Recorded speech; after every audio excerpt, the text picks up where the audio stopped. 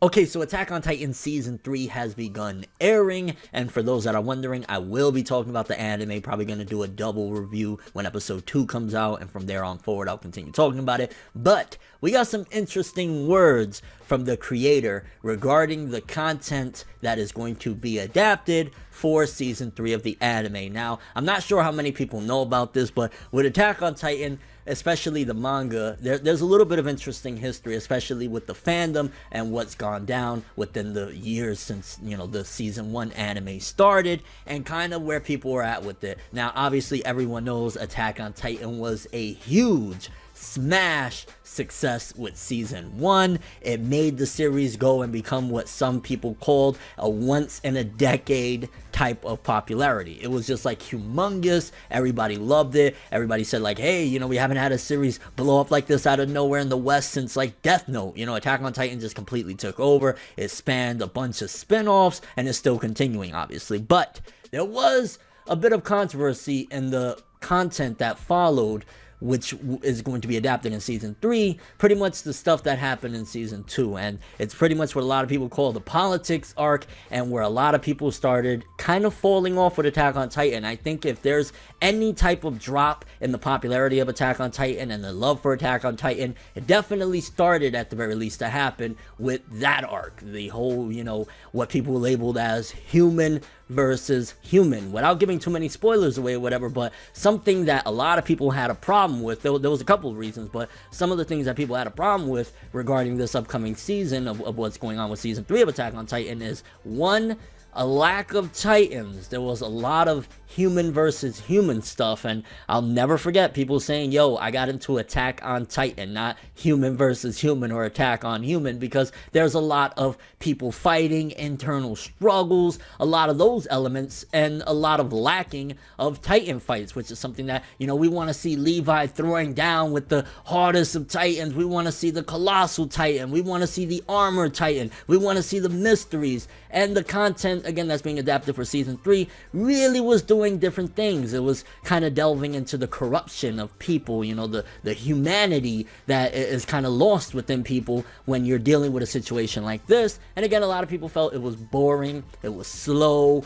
Definitely one of the big things is that it was slow. A lot of people said like, wow, you know, we went from a roller coaster ride of like finding out who's the Colossal Titan, who's the Armored Titan, you know, the suspense, everything, the female Titan fighting against Annie, all of that stuff everybody was absolutely loving. And then you get to this arc and it's kind of like, whoa, we really pumped the brakes. Now, for me, as a fan and as a reviewer reading this and stuff, I kind of just looked at it as Attack on Titan blew up. The author probably didn't expect that level of success at all, so it was kind of like, yo, you know, the publishers are saying, hey, we need this to go on for a long time. And again, this is all my guesses, and a lot of people, to be honest with you, a lot of people said the same thing, and it turned into, well, how do we drag this out for a long time to come? And that's what a lot of people equated to that arc. But the original creator of Attack on Titan, the writer, the mangaka, he came out and kind of admitted certain aspects of not necessarily that of what we guessed, but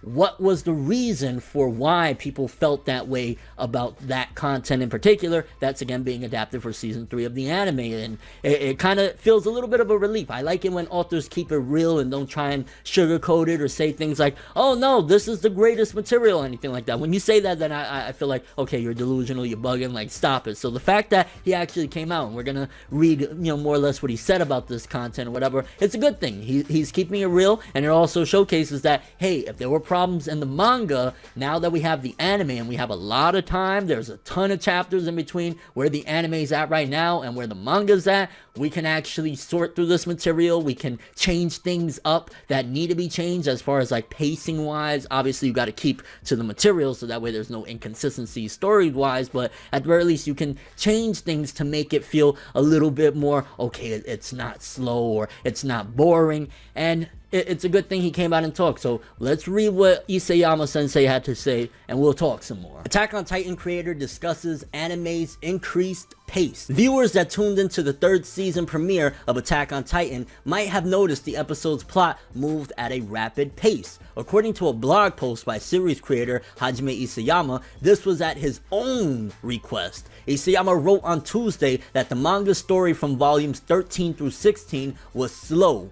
in part due to his own waning energy. Before we continue, I definitely gotta say, wow, I'm shocked again, because authors don't really do that. They don't really admit like, you know, it wasn't all that for these volumes or whatever, but I guess we're kind of past that point and people already bought those volumes, so he can't, you know, it's not really going to do that much damage at this point. And especially it's like, okay, if people maybe feel a certain way about the anime, here's the explanation why. And again, it's a great thing that he recognized what the fans felt, he recognized what was going on at that particular point, because now we're addressing this with the anime, and again, we can avoid pitfalls, because I've seen it happen with a lot of different anime where they get to a certain point and the manga maybe slowed down at that point, and well, damn, you know, it falls off. People are like, whoa, you know, what's going on? And you know, the anime can only do so much to change things, especially if the author isn't really willing to acknowledge it or be involved in any way. And it's like, you know, that's how a series falls off. So the fact that Isayama was like,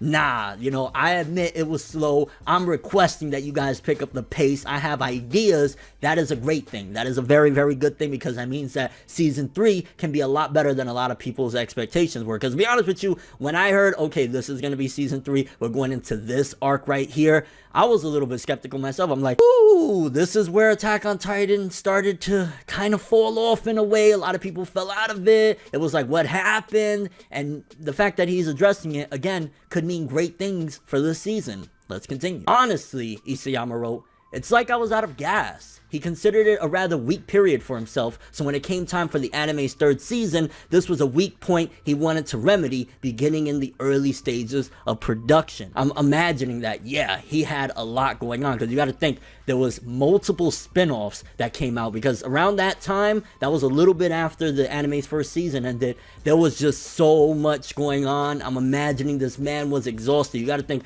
amongst everything of like all the spin-offs, you know, the anime, trying to come up with, okay, how we're going to do this, because even though, you know, there was a big gap between season 1 and 2 as far as 4 years go, there's still a lot of planning, preparation, business meetings, all of that good stuff to continuing it, right? So there's that, but then there's also one big thing that people forget, especially with a series like Attack on Titan. Not all series have this, but exploding series that, bam, out of nowhere is humongous.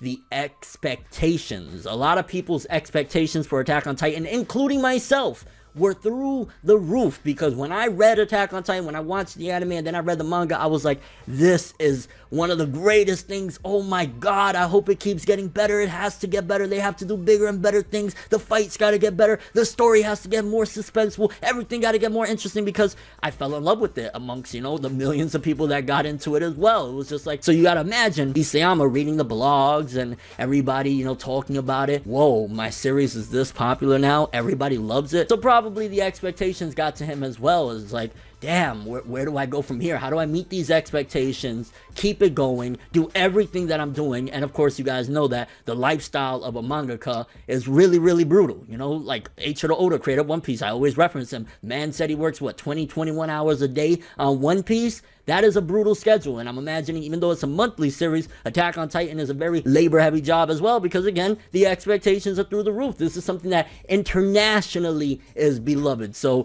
if he's having that type of stress on his mind, it is going to run you out of gas. Let's continue. I requested that we reform it into a suitable scale for the role of the story, Isayama wrote. This meant a more idealized script was created. The script wasn't created solely by Isayama, and he credits Hiroshi Seko, the scriptwriter from previous seasons of Attack on Titan and the Attack on Titan Lost Girls novel and OVA, for his expertise. He also credits chief director Tetsuro Araki for working within the guidelines of the series, the whole cast for bringing the characters to life, and the rest of the production staff. So kind of did it in a very humble way. It wasn't like, yo, my shit is trash, but I got this, bro. It was like, yo, we all gonna work together and make it so that even though that content was slow, we're gonna make it a lot better. Everybody's gonna pitch in. The voice actors are gonna give it 10 times. You know, if they went, you know, okay, they're gonna go even harder, and that's the way to do it. Honestly, I wish more mangaka, when they come to this situation, which I think, to be honest with you, to a small degree, My Hero Academia is having that right now, I want to say. And I'm hoping, because I haven't watched the last episode or two, I'm hoping that the anime directors come together and they're like, okay, how do we remedy this? Because after the All For One fight, it's kind of like there's not that much going on until there's like a whole other arc after that. So curious how they're going to handle that. But as far as Attack on Titan, I think Isayama is doing the best that he can, and this is the way to do it. Because especially when you have the opportunity to go and address a problem between, you know, manga and anime, and you do it, you can make great things out of it, and we won't have to suffer through what I was not that much looking forward to as far as this arc. I mean, the ending is really awesome, and there's some really good bits in between it all. There's some really fun fights and stuff, but again, the pacing. So if we're gonna rapid fire through it, maybe that was also a reason why the anime took so long to come back and they only did 12 episodes. Like, let's get a long amount of chapters away, so that way when we get to this stuff that people aren't gonna be too fond of, we can just blaze through it and get back to the great stuff. Because Attack on Titan, after that arc, picks up tremendously and becomes that Attack on Titan that we know and love. Kind of curious how you guys feel about this. When you were reading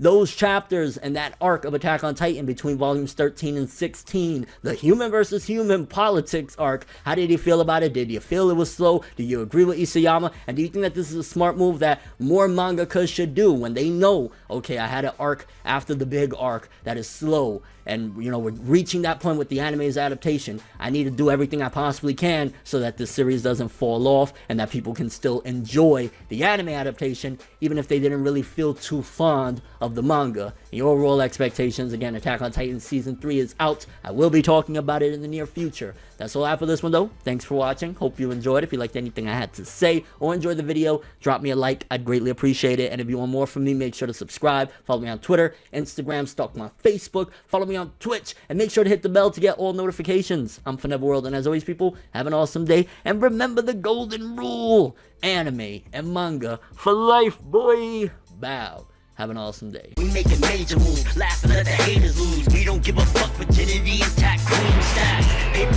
rules, if you heard it, best believe that. But now it's whatever, one day I'll be your favorite, but never. No matter how you get it done.